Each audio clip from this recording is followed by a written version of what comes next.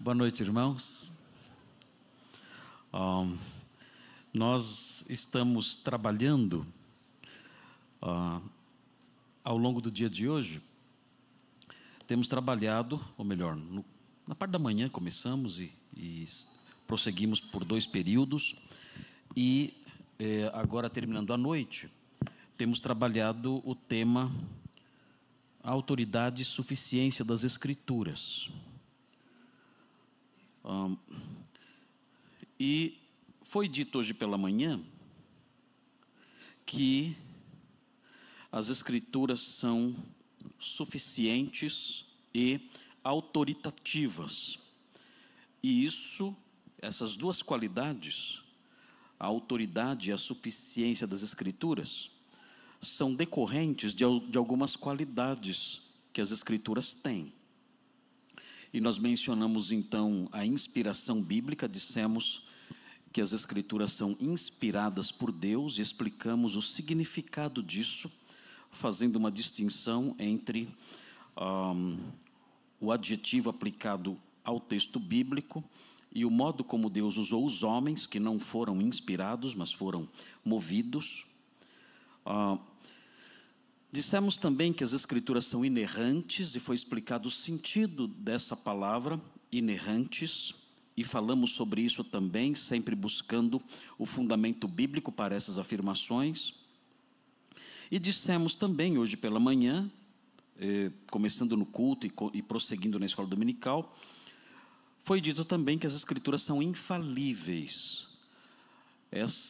Uma outra qualidade das Escrituras, que fazem com que as Escrituras possam ser reconhecidas como autoritativas. Eu disse que esse é um neologismo. Há poucos anos atrás não se falava a palavra autoritativa, ainda que existisse no inglês, mas nós não tínhamos essa palavra, não usávamos essa palavra em português. É um neologismo que tem sido adotado para não dizermos que a Bíblia é autoritária, porque a palavra autoritária tem nuances muito negativas. Então dizemos que a Bíblia é autoritativa, isso tem sido dito, essa palavra tem sido usada em nossa língua, autoritativa e suficiente. E então apontamos essas 3 qualidades como qualidades que mostram que a Bíblia é autoritativa e suficiente. Hoje, agora à noite, nós vamos falar de outras 2 qualidades das Escrituras, e aí eu encerro essa parte, essa série de estudos sobre bibliologia. Existe muita literatura sobre esse assunto, os irmãos podem procurar em editoras boas, editoras ortodoxas, livros que falam sobre a autoridade e a suficiência das Escrituras. E os irmãos podem se aprofundar nisso muito mais, estudando artigos e livros e tudo mais acerca desse assunto. Bem, irmãos, antes de falar sobre a 4ª qualidade das Escrituras, a 4ª e a 5ª qualidade das Escrituras, eu quero agradecer o pastor Eduardo pelo convite. Eu estava em férias, né? E o pastor descobriu que eu queria vir para Brasília, passear com a minha família. Ele falou assim: já que você vai descansar em Brasília, você não quer aproveitar para pregar na minha igreja só 3 vezes num dia? Ok, sem problema, amigos são para essas coisas, né? E como eu prossigo das minhas férias até a semana que vem, e as minhas férias já tinham sido um pouquinho comprometidas por um compromisso que eu tenho em Passo Fundo, vou pregar em Passo Fundo no dia 2, então falei, bom, as minhas férias já foram estragadas mesmo, então eu vou aceitar o convite e vim. Estou aqui já nessa igreja, que é pela 5ª vez, talvez, que eu venho aqui, né? Desta vez eu trouxe a minha esposa, ela veio aqui o ano passado também comigo, no aniversário da igreja. Simone está ali. Simone, fica de pé, por favor. Ali está a Simone. Trouxe a minha filha mais nova também. Nós temos 3 filhas, as 2, a mais velha e a do meio, já são casadas, e temos a Sofia, que ainda não é casada. Fique de pé, Sofia, por favor. Essa é minha filha caçula, Sofia. Os irmãos conhecem a Sofia, talvez os que me acompanham no Instagram, conhecem aquela voz daquela menininha que narra uma sériezinha que eu fiz, chamada Você Entende Esse Versículo. Tem uma menininha que narra ali as explicações. Aquela é a Sofia, só que Agora a voz dela mudou um pouquinho, porque não tem mais voz de criancinha, né? Mais ou menos, né? Tem um pouquinho ainda. Mas é a primeira vez que ela está em Brasília e nós passeamos bastante já. O doutor Heitor nos ajudou aí a conhecer Brasília, também doutor Enos, também, pastor, tem nos acompanhado nos nossos passeios aí nessa cidade tão linda. Aproveitei para gravar em frente à catedral, ali também um filminho falando sobre os apóstolos, sobre os evangelistas, e tem sido muito bom o nosso tempo aqui com vocês. Queridos, vamos então prosseguir na nossa análise acerca das verdades ligadas à bibliologia. A bibliologia é um ramo da teologia sistemática. A bibliologia estuda as verdades acerca das Escrituras. Biblos significa livro e logia significa aquilo que é dito, as verdades, os oráculos acerca de determinado assunto. Então, quando falamos sobre bibliologia, nós estamos estudando as verdades, os oráculos, o conjunto de ensinos acerca do livro. No caso aqui, que livro seria esse? A Bíblia. Então, isso é bibliologia. Essas coisas que temos dito aqui são realidades relacionadas à bibliologia, que é um ramo da teologia sistemática. E estudando isso, eu apresentei as 3 primeiras qualidades hoje na parte da manhã, e agora, dando sequência, eu quero falar sobre uma 4ª qualidade das Escrituras, que deve ser resgatada nos dias de hoje, deve ser recordada nos dias de hoje, tem sido muito negligenciada, por incrível que pareça. A qualidade é a seguinte: as Escrituras são interpretáveis, elas são revelação de Deus, e sendo revelação de Deus, elas são interpretáveis. E quando eu digo que as Escrituras são interpretáveis, eu quero dizer com isso que elas têm um significado específico. Cada um dos seus textos tem um significado específico. Você não pode atribuir à Bíblia diversos significados distintos. Você não pode fazer isso, não é correto fazer isso. Nós não temos a licença, os intérpretes e leitores da Bíblia não têm a licença de remover as cercas hermenêuticas, as cercas comuns da linguagem e atribuir ao texto bíblico o sentido que bem entendem. Isso é muito perigoso.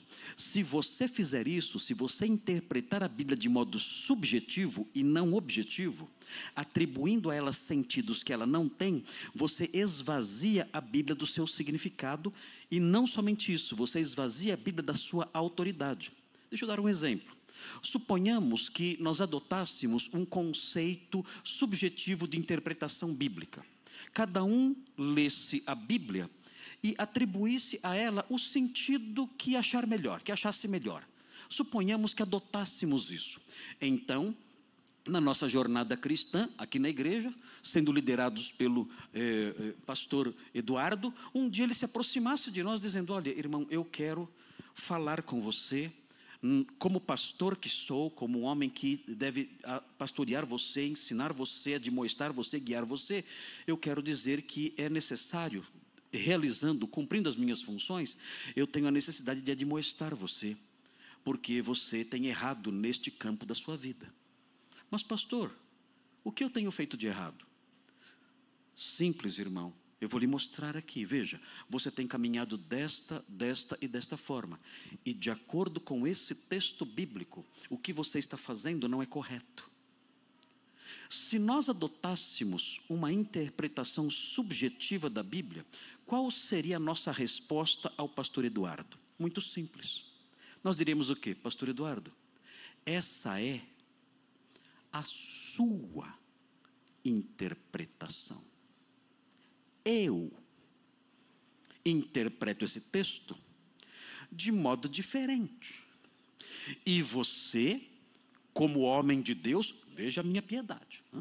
E você, como homem de Deus, tem que respeitar as minhas percepções e as minhas interpretações, assim como eu não preciso aceitar a sua interpretação, mas eu as respeito. Então o pastor Eduardo ia fazer o quê? Se nós adotássemos a ideia de que cada um interpreta a Bíblia como quer, o que ele poderia fazer? Nada. Ou seja, a Bíblia, além de perder o seu significado real, ela perderia a sua autoridade. E nós não poderíamos usá-la para demonstrar, para corrigir, para ensinar ninguém. Por isso é muito importante entendermos a realidade, o fato de que a palavra de Deus é interpretável e ela tem um sentido só. Ela não tem vários sentidos. Ela tem um sentido só. E nós podemos chegar ao sentido de cada um dos textos seguindo as regras normais de hermenêutica. Olhando para o significado das palavras, o significado léxico, ou seja, o significado presente nos dicionários de grego e hebraico. Nós podemos chegar no significado do ensino bíblico olhando o significado normal das palavras, a construção das frases, as preposições todas, as regras gramaticais, o contexto imediato da passagem, o assunto acerca do qual o texto está falando. Tudo isso nos ajuda a entender o que o texto realmente diz. E a partir daí, como dissemos hoje cedo, construir uma aplicação ligada ao significado, que é o que nós chamamos hoje cedo de significância. Nós estudamos a Bíblia, aplicamos as regras de interpretação normais, regras que nós usamos para interpretar qualquer texto. É uma linguagem humana ali presente.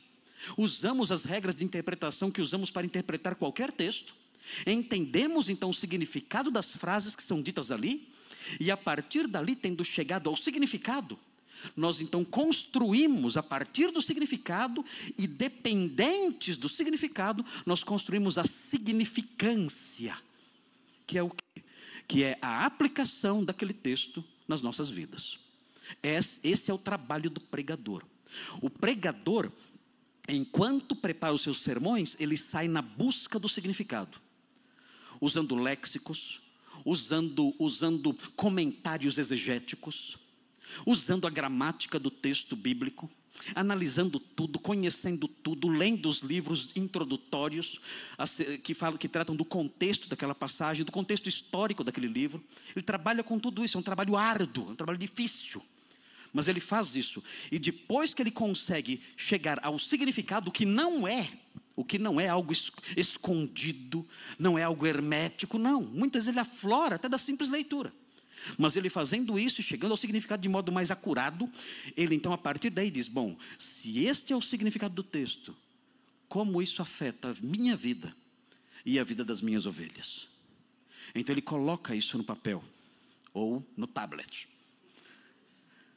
Ele coloca isso então ali no seu sermão e ele apresenta isso aos irmãos, o significado e a significância. E os irmãos então, tendo isso em mente, aprenderam o significado que a Bíblia realmente diz e o modo como isso afeta o seu dia a dia, a segunda-feira, a terça, a quarta, a quinta, enfim, o seu trabalho e tudo mais. Isso é muito importante. Mas isso, queridos, por causa de conceitos de pós-modernidade, isso foi deixado de lado. As pessoas entendem que o leitor tem autoridade para atribuir significado ao texto. E eu já vi até base bíblica para isso. Vejam, por exemplo, o que diz 2 de Pedro 1,21. Vocês não têm ideia do que acontece por aí. 2 de Pedro 1,21. Veja que interessante esse texto. É um texto que se relaciona com a bibliologia. Muito importante esse texto. Vejam o que diz, versículos 20 e 21.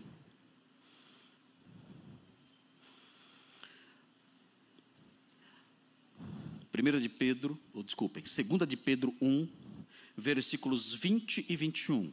Os versículos falam assim: sabendo primeiramente isto, que nenhuma profecia da Escritura provém de particular elucidação, diz aqui o texto.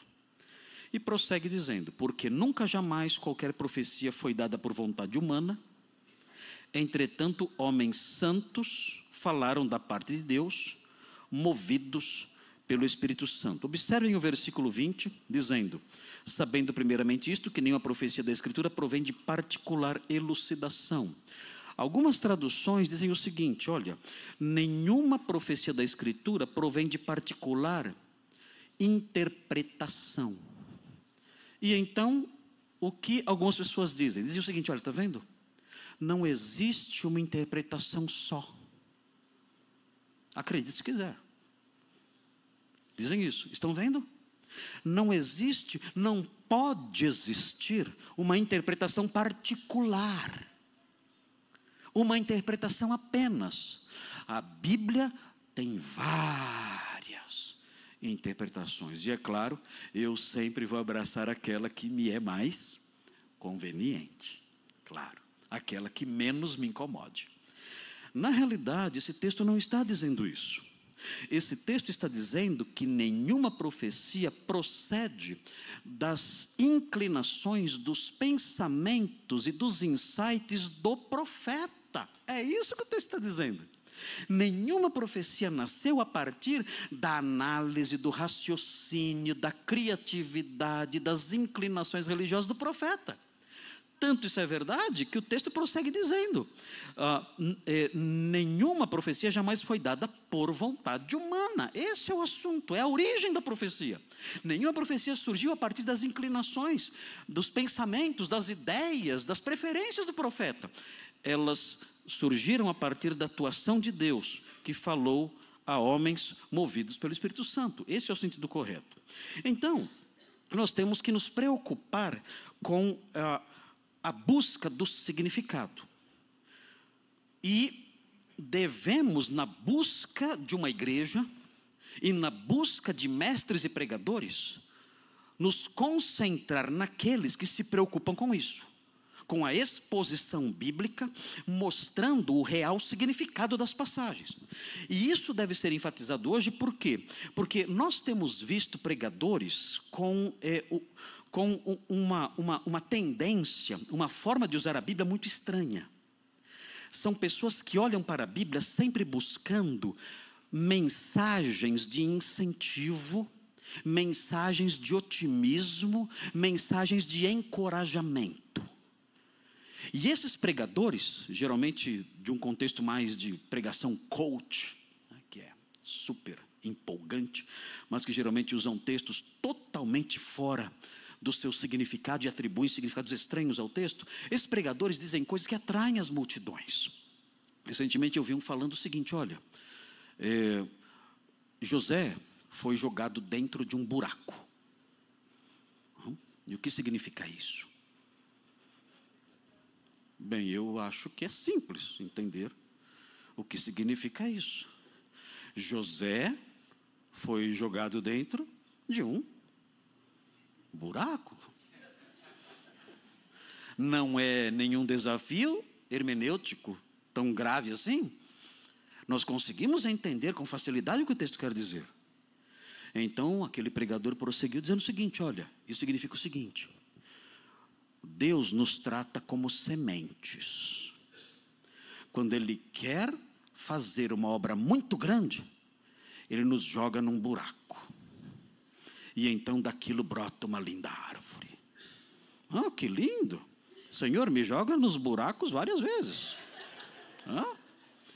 Isso é lindo demais. E aqueles que vivem no buraco devem se alegrar. Uau, eu serei o governador do Egito em breve. E leve então a sua vida em frente, aguardando um dia ser governador do Egito. Vá em frente, ok? E a pessoa diz: eu estou pregando a Bíblia. Você está pregando a Bíblia? Você não está pregando nada da Bíblia. Você está atribuindo à Bíblia significados que ela jamais teve. Será que a intenção autoral, ao narrar essa história de José, será que a intenção autoral, a intenção de Moisés ao escrever esse texto era essa?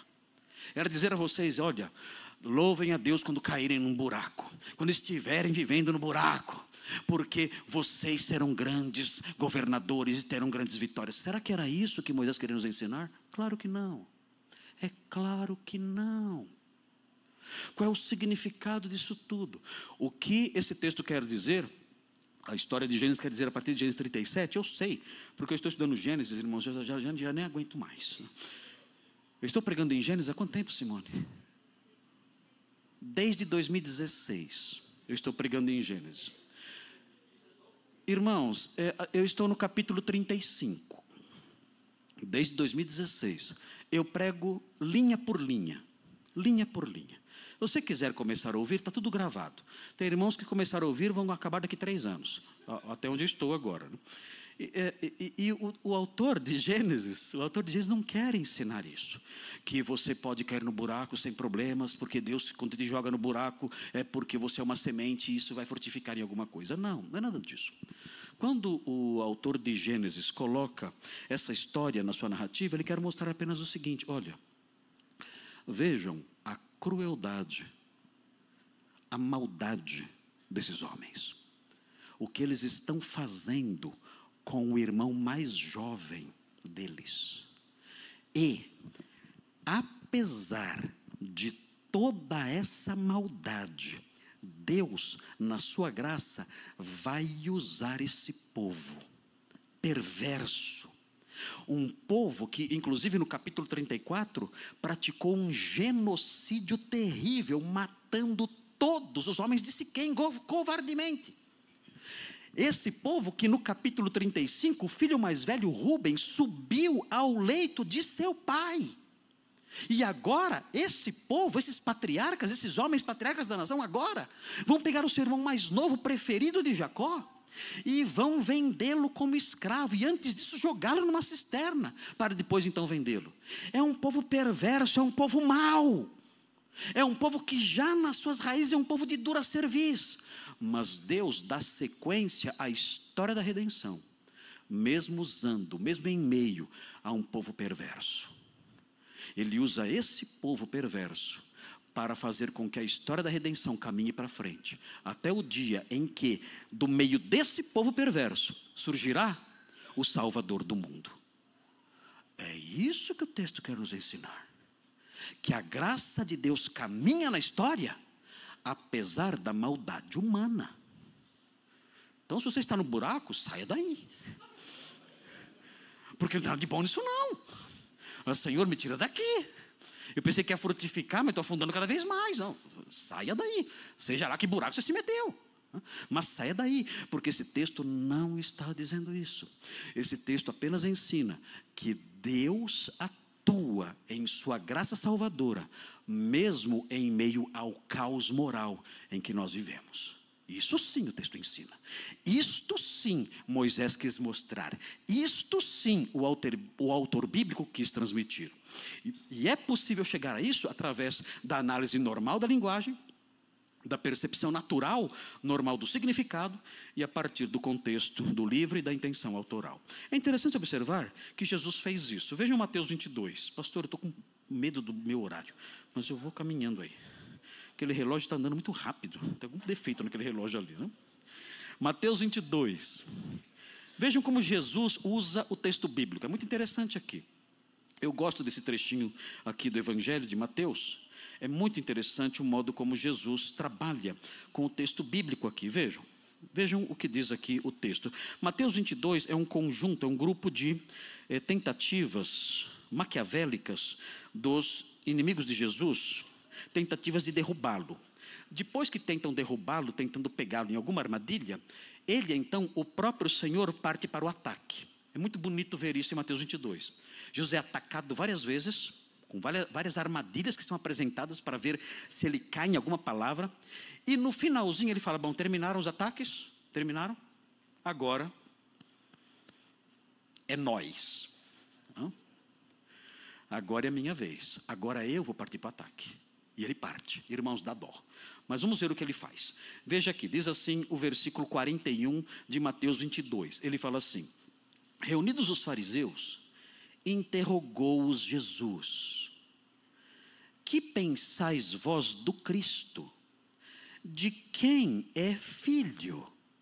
É uma resposta fácil aqui, uma pergunta fácil de resposta simples, feita aos judeus daqueles dias. O que vocês pensam sobre o Messias prometido? Ele é descendente de quem? Ele é filho de quem? E A resposta fácil veio depressa. Responderam-lhe eles: de Davi. Muito bem. Acertaram. Vocês acertaram. Agora eu tenho outra pergunta. E outra pergunta, ela decorre da análise normal do texto. A outra pergunta decorre da análise normal das palavras presentes no texto. A outra pergunta decorre da observação, inclusive, dos pronomes pessoais que aparecem no texto. E a outra pergunta também decorre da historicidade do texto, do contexto histórico do texto, da situação vital do texto, que reconhece que Davi é seu autor. Diz assim: replicou-lhes Jesus: como, pois, Davi, pelo Espírito, e aqui ele já reconhece a inspiração bíblica do Salmo 110, chama-lhe Senhor. Como pode isso? Como pode um pai chamar o filho de Senhor? Se o Cristo é filho de Davi, como Davi chama o Cristo de Senhor? É normal isso? É normal um pai chamar o filho de Senhor? Não. Meu pai foi membro da minha igreja durante muitos anos. Eu era pastor dele e filho dele. Mas meu pai nunca me chamou de Senhor. Nunca. Todos na minha igreja têm o costume de me chamar de Senhor. É um hábito que as pessoas têm por causa do avançado da minha idade. E todos ali me chamam de Senhor. Até os mais velhos. Até as pessoas mais velhas me chamam de Senhor. Mas meu pai nunca me chamou de Senhor. Ele sempre me tratou com respeito, mas me chamou de você sempre. Então, o Senhor Jesus toma essa ideia da impossibilidade, do fato de não ser normal um pai chamar o filho de Senhor, e ele então cita o Salmo 110, escrito por Davi. Vejam, ele está levando em conta a autoria do Salmo. Ele observa isso, o Salmo foi escrito por Davi. Ele faz uma análise histórica disso, ele reconhece a historicidade dessa informação. O salmo foi escrito por Davi. E o que Davi disse? Os judeus sabiam que esse era um salmo messiânico. Os judeus sabiam que esse salmo dizia respeito ao Messias. E vejam como começa o salmo: disse o Senhor Deus, ao Messias, meu Senhor. Os judeus entendiam que a interpretação correta era essa mesma. Disse Deus ao Messias, disse o Senhor ao meu Senhor, o Messias: assenta-te à minha direita, até que eu ponha os teus inimigos debaixo dos teus pés. Como Davi chama o próprio filho de Senhor. Se Davi, pois, lhe chama Senhor, como é ele seu filho? Como pode isso? Que sentido tem isso? E o texto prossegue dizendo que ninguém conseguiu responder essa pergunta. O que Jesus está ensinando aqui? Ele está ensinando uma doutrina crucial. Ele está dizendo o seguinte: olha, vocês têm razão. O Messias é filho de Davi, logo ele é humano. Mas ele também é Senhor de Davi, logo ele é divino. O Senhor Jesus está ensinando aqui a doutrina chamada pelos teólogos de doutrina da união hipostática, que significa que Jesus é homem, filho de Davi, e Deus, Senhor de Davi. Os ouvintes de Jesus, os seus oponentes, entenderam isso, eles perceberam isso, eles olharam para isso e disseram: nós nunca percebemos isto aqui. Esse salmo está mostrando que o Messias não é um ser humano comum. Ele é humano, porque ele é filho de Davi, mas ele é divino também. E quando chegaram a essa conclusão, ficaram quietos, porque sabiam das implicações disso. Mas o que é curioso observar é como Jesus trata o texto. Jesus trata o texto considerando informações sobre a autoria do texto, e Jesus trata o texto observando pronomes pessoais. Ele baseia todo o seu argumento num pronome pessoal. Que pronome? O pronome meu. Disse o Senhor ao meu Senhor. Ele pegou esse pronomezinho, esse pronome pessoal meu, e percebeu o impacto disso sobre o ensino acerca da cristologia, acerca do Messias. É interessante observar que quando você quer dizer Senhor, em hebraico você diz Adon. Quando você quer dizer meu Senhor, você acrescenta a palavra Adon, você acrescenta um iod, que é a menor letra do alfabeto hebraico. Você diz Adoni. Então disse Adon, o Senhor, ao Adoni, ao meu Senhor. Jesus valorizou a letrinha pequenininha, o iod, a menor letra do alfabeto hebraico, que significava meu. Ele valorizou essa letrinha e construiu e reconheceu a doutrina da união hipostática a partir dessa letrinha. Jesus reconheceu o valor até das letras usadas por Deus na construção, na produção das Escrituras. Vocês se lembram quando ele disse sobre isso? Ele disse, das Escrituras nenhum iod, nenhum queraia passará da lei até que tudo se cumpra. Nós traduzimos como J e o tio. Nós falamos assim, né? Nas nossas Bíblias diz assim, nenhum J, nenhum tio passará da lei.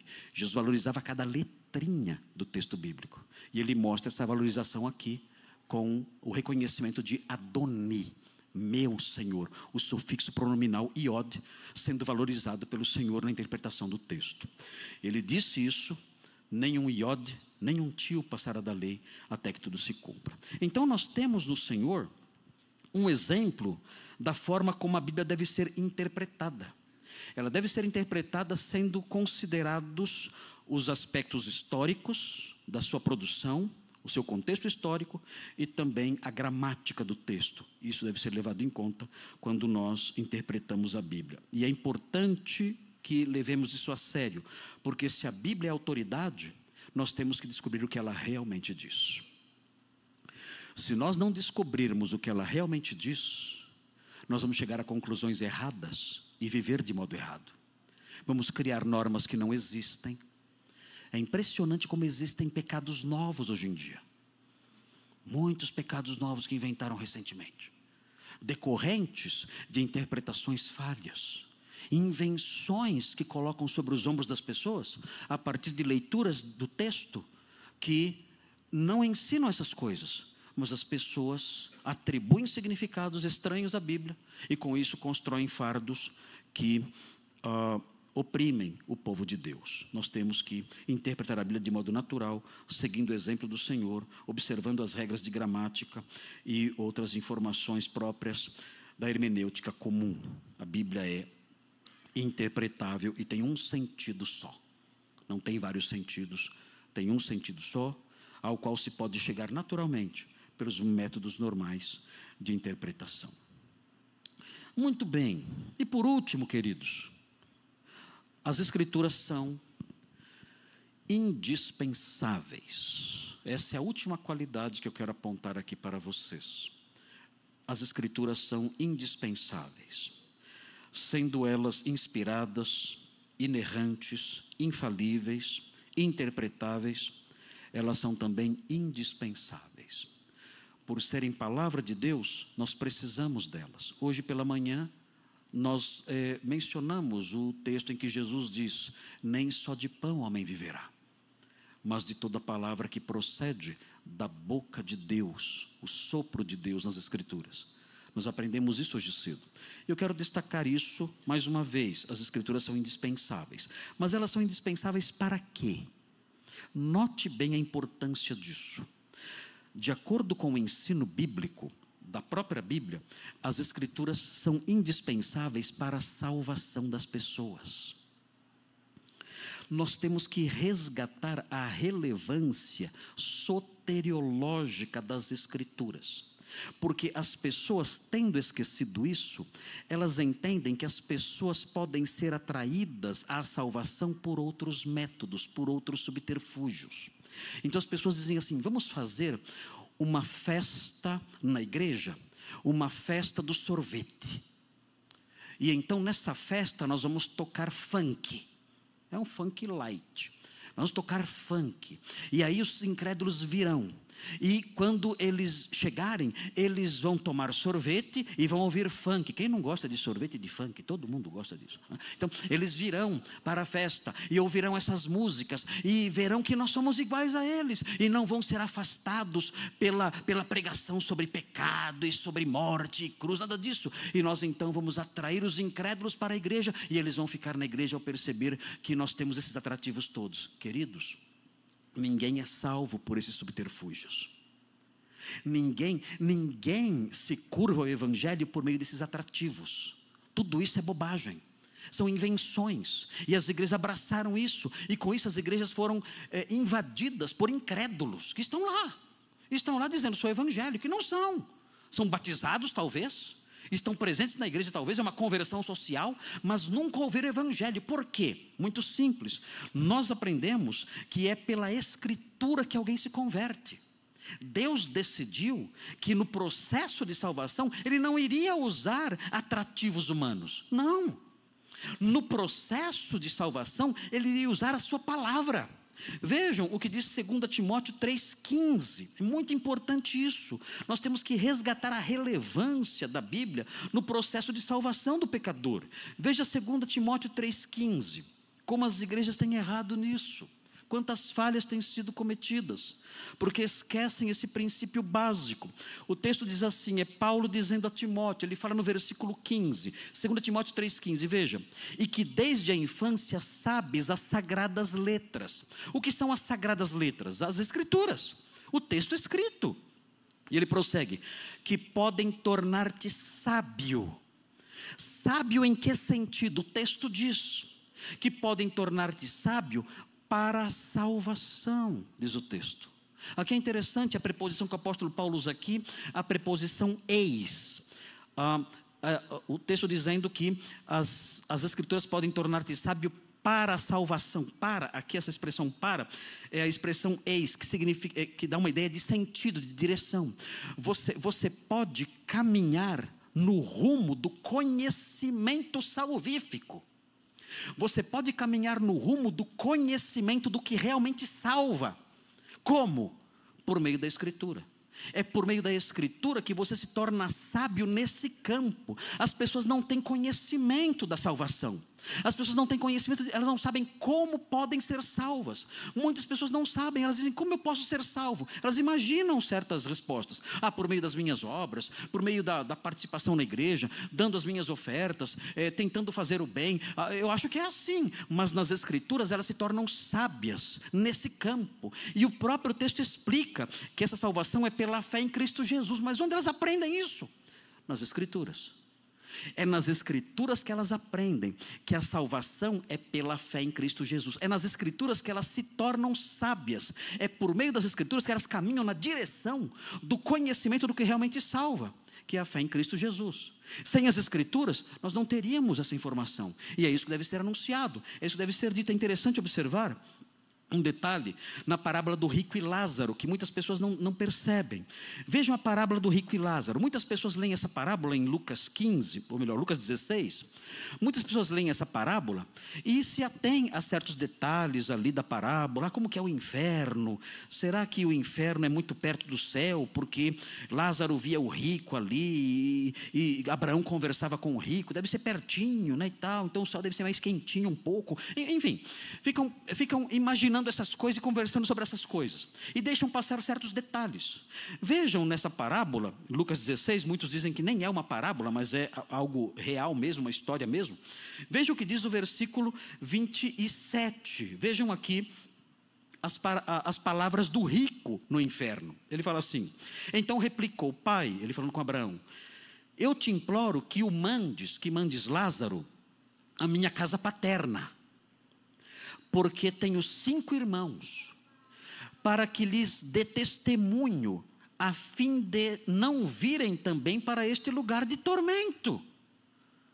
Abraão, manda Lázaro até a casa dos meus irmãos, para que eles vejam então ali alguém ressurreto, e ouçam essa pessoa ressurreta, no caso Lázaro, e acreditem nas palavras dele.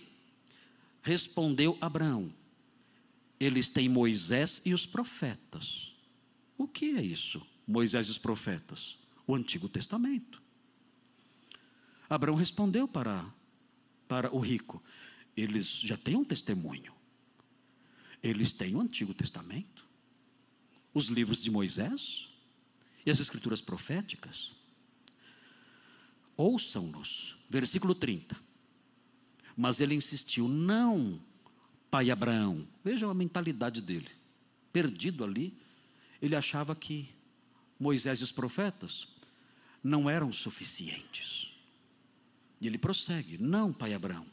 Se alguém dentre os mortos for ter com eles, arrepender-se-ão. Se eles virem um milagre grandioso, se eles estiverem diante de uma manifestação chocante, dramática, então eles vão se converter. Imaginem, se o Brasil não iria se converter se o mar se abrisse diante dos brasileiros. Todos se converteriam, não é verdade? Essa é a mentalidade do rico no inferno. Diz: não, eles têm Moisés e os profetas, mas se aparecer alguém ressurreto dentre os mortos, uma manifestação dessa envergadura diante deles, então sim eles vão se arrepender. Vejam a resposta de Abraão. Abraão, porém, lhe respondeu: se não ouvem a Moisés e aos profetas, tampouco se deixarão persuadir, ainda que ressuscite alguém dentre os mortos. Se eles não ouvem a Escritura, não há milagre na terra que os faça se arrepender. Se não ouvem as Escrituras, nada poderá fazer com que eles se convertam. As Escrituras são indispensáveis. As Escrituras são suficientes. Se não ouvem as Escrituras, pode um grande milagre acontecer, isso não fará diferença nenhuma. Por isso o apóstolo Paulo escreveu em 1 Coríntios 1, versículo 21, grife na sua Bíblia esse versículo. 1 Coríntios 1, versículo 21 diz assim: a Deus aprouve salvar os que creem por meio da exposição de milagres. É isso que está aí?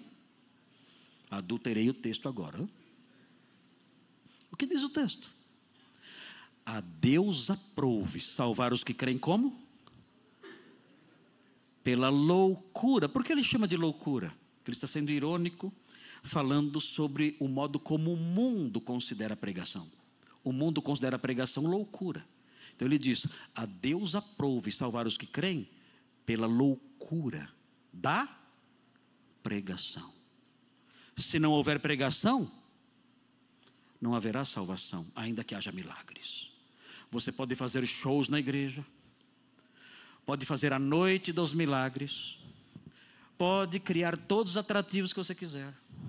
Se não houver pregação das Escrituras, ninguém será salvo. Deus decidiu que a salvação no seu processo envolve a exposição da palavra de Deus. Se não houver pregação, não haverá conversão. As Escrituras também são indispensáveis não só para a salvação, mas também para a santificação. Volte o texto aí na sua Bíblia para 2 Timóteo 3, mais uma vez, versículos 16 e 17. Veja aí, nós já vimos o versículo 16 de 2 Timóteo, o comecinho pelo menos do versículo, mas tem algo mais aí. Veja, toda a Escritura é inspirada por Deus. Já estudamos isso hoje cedo. E agora vejam como ela é indispensável para a santificação. Você quer ser santo? Quer ser santo? Quer ser santificado? Quer ser um crente melhor? Sem a Escritura você nunca será um crente melhor. É curioso porque existe uma tendência, pelo menos em São Paulo nós vemos muito isso no meio pentecostal, que diz assim: olha, estudar a Bíblia faz mal para a vida cristã, porque a letra mata. Dizem isso, é de doer, dá vontade de matar quem fala isso, né? Mas a pessoa diz: a letra mata. Queridos, quando a Bíblia diz que a letra mata, a letra não é o estudo bíblico. A letra é a lei de Moisés. Quem quiser ser justificado pela letra da lei de Moisés, morrerá. É esse o ensino bíblico. Não que o estudo vai matar espiritualmente a pessoa, é o contrário. De modo que nós encontramos pastores hoje em dia que se insurgem contra o estudo da palavra. E dizem: você tem que buscar poder, em vez de buscar conhecimento bíblico. E dizem essas coisas. E é claro que o meio evangélico, por causa disso, acaba caindo num caos moral assustador. Dá vergonha do meio evangélico, dá vergonha. Nós encontramos no meio evangélico escândalos que não são vistos nem mesmo entre os pagãos. Por que isso está acontecendo? Falta de ensino da palavra. É pelo ensino da palavra que vem a santificação. O texto aqui diz isso, o texto diz... no versículo 16, toda escritura é inspirada por Deus e útil para o ensino. Nós temos que aprender? Muito, queridos, muito. Temos muito que aprender. Eu estudo teologia formalmente desde os meus 19 anos. Que eu estudo formalmente teologia. Eu nasci num lar cristão e já aprendi a teologia e Bíblia na classinha de crianças. Mas eu estudo formalmente teologia desde os meus 19 anos de idade. Eu sou pregador, eu sou expositor bíblico desde os meus 24 anos de idade. Eu sou professor de teologia desde do meu penúltimo ano de seminário. Com 23 anos já era professor de teologia, auxiliar do professor Carlos Oswaldo. Queridos, eu estudo e exponho as Escrituras há décadas. Eu tenho 61 anos. Eu sei que não parece, mas eu tenho 61 anos. E a minha vida toda eu trabalhei ensinando a Bíblia. Em seminários, em igrejas. Eu prego em minha igreja há 27 anos que eu prego lá. Expondo livros bíblicos, palavra por palavra, linha por linha, versículo por versículo. É a minha vida isso. E queridos, com toda sinceridade, eu tenho uma consciência muito clara da minha inadequação e do quanto eu tenho que aprender a Bíblia. Eu tenho vergonha do quanto eu sou ignorante. Não estou exagerando, não. Eu tenho vergonha do quanto eu sou ignorante. Nós temos muito que aprender. Muito. A Escritura é um oceano de conhecimento, gigantesco, imenso, e nós estamos apenas dando as primeiras braçadas. Nós temos muito que nadar, muito que aprender, e a Escritura é útil para isso, para o ensino. Ela é útil para a repreensão. Nós precisamos de repreensão, o que vocês acham? Precisamos. Mas as repreensões não podem se originar das percepções pessoais de alguém, não. Elas têm que se originar daquilo que realmente é justo. E onde aprendemos então o que realmente é justo? Nas Escrituras, de modo que elas são úteis para nos repreender. É interessante a palavra que aparece aqui, ela nasce do verbo elenco. O verbo elenco aqui é um substantivo, aqui é elegmos. Mas esse substantivo vem do verbo elenco. E o verbo elenco traz a ideia de mostrar o que é verdadeiro. Como é que eu repreendo alguém? Eu elenco, para lembrar do verbo. Eu elenco para a pessoa que está errada o que é verdadeiro. E onde eu vou buscar os elementos que eu devo elencar na correção de alguém? Nas Escrituras, eu busco esses elementos. Então, quando eu falo com a pessoa com a Bíblia em punho, eu elenco as verdades que devem corrigi-la. Ela é útil para isso, e com isso nós somos santificados. Ela é útil para para a correção. A correção aqui, a palavra Epanortosim. Epanortosim, no meinho dela tem a palavra ortos. O que é ortos? É a ideia de algo reto. Meu irmão, quando era pequeno, tinha o pé torto. Então ele foi no ortopedista. Não é que o pé era torto, ele foi no ortopedista. Não, pai de é criança. Ele foi então no ortopedista que endireita a criança torta. Ele foi lá. E então ele usou uma bota ortopédica. Existe ainda isso? Tem bota ortopédica? Tem? Eu nunca usei. Mas é para consertar o que é torto. A escritura é útil para isso, para epanortosim, para endireitar o que está torto. Tem algo torto na sua vida? Fala a verdade. Todos aqui têm algo torto na vida? Levanta a mão. Não faça isso. Não faça isso. Mas todos nós olhamos para nossas vidas muitas vezes e dizemos: isso aqui não está direito. Isso está torto. Eu tenho que mudar as minhas reações, meus sentimentos, minha linguagem, meu modo de tratar as pessoas às vezes, minha maneira de reagir. Isso está torto. Eu preciso endireitar. A Bíblia diz aqui, Paulo diz que a Escritura é útil para a correção, para endireitar a pessoa e para a educação na justiça, para instruir a pessoa numa matéria. Que matéria? O que é reto, o que é justo, o que é correto, o que é proveitoso. Sem a Escritura, eu não tenho nada disso. Então a Escritura é indispensável para a santificação. Sem ela, seremos tortos, seremos errados e não conheceremos a justiça, nós não seremos santificados. E por último, a Bíblia é indispensável para a satisfação do coração. Queridos, nunca na história do mundo o homem investiu tanto em entretenimento e nunca as pessoas foram tão infelizes. Suicídios aos montes, de jovens inclusive. Nós não entendemos. Pessoas de vidas normais, pessoas que têm tudo de que precisam, se matando. Pessoas desesperadas mergulhando nas drogas. Dá pena de ver, destruindo suas vidas, buscando alguma satisfação nas drogas. Não sei aqui quantos irmãos já visitaram São Paulo e viram a Cracolândia. Irmãos, aquilo é o apocalipse zumbi. É algo assustador, é algo que nós não imaginamos nunca, nem nos nossos piores pesadelos. Aquelas pessoas andando ali como cadáveres ambulantes, destruídos pela droga, onde procuraram a felicidade e a satisfação. Nós temos esse problema no mundo atual. As pessoas buscando felicidade, satisfação, matar a fome do coração. Nós aprendemos na Bíblia que ela é indispensável para a satisfação do coração. Veja o Salmo 19, com isso nós vamos concluir. Salmo 19. Salmo 19 diz assim, muito lindo esse salmo, é um dos salmos da lei, fala sobre a revelação geral de Deus e a revelação específica, no caso as Escrituras. Então fala assim, diz assim: a lei do Senhor é perfeita. E o que ela faz? Ela restaura a alma. O que é a alma aqui?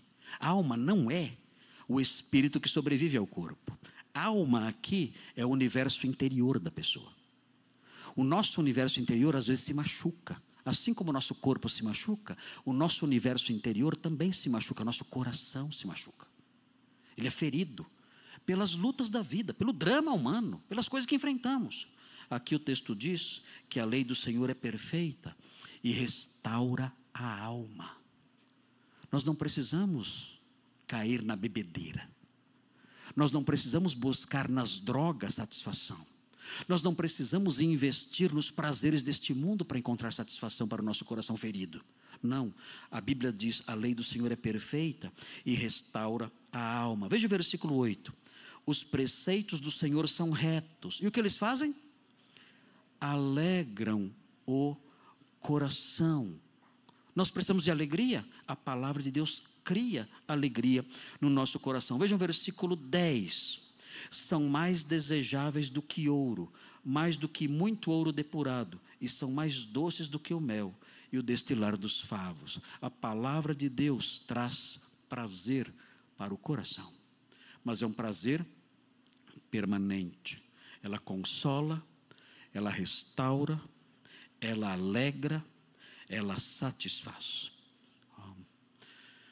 E queridos, isso não é conversa de pastor, não é. Não é. Isso realmente funciona. Como é que eu sei? Como é que eu sei que isso realmente funciona? Bom, eu falei para vocês, eu não sou nenhuma criança, já sou meio velhinho. E na minha jornada cristã, queridos, eu pude provar isso aqui. Eu já passei por momentos na minha vida de extrema angústia, tristeza e solidão. Os jovens que estão aqui, talvez não saibam o que é solidão. Os jovens que estão aqui, talvez não saibam o que é angústia de verdade. O que é andar pelo vale da sombra da morte. Não sabem o que é isso. E Deus queira que nunca saibam o que é isso. Olhar ao redor e perceber que a vida se acinzentou por causa das circunstâncias adversas que nos sobrevieram. E nós então nos vemos nesse vale escuro, nesse vale sombrio, nesse dia chuvoso, cinzento e triste. E esse dia não passa. Não é um dia de 24 horas. É um dia que se protrai no tempo, por meses e meses. Eu passei por esse vale. Já passei por esse vale na minha vida. E queridos, eu posso lhes dizer com toda a certeza do meu coração: vocês sabem o que me sustentou e curou o meu coração? Não foi uma terapia, sem querer diminuir os profissionais desse campo aqui, mas estou dizendo o que aconteceu comigo. Não foi uma terapia, não foram jargões que os amigos diziam para mim, não foram programas de lazer para me distrair, não foram remédios de tarja preta que poderiam me fazer dormir sem parar por dias e dias. Nada disso. Sabem o que alegrou meu coração e me tirou desse vale escuro? Foi a leitura e a meditação da palavra de Deus. Foi isso. Isso eu lhes afirmo com toda a segurança, certeza e tranquilidade do meu coração. Esse remédio, esse mel, eu já comi.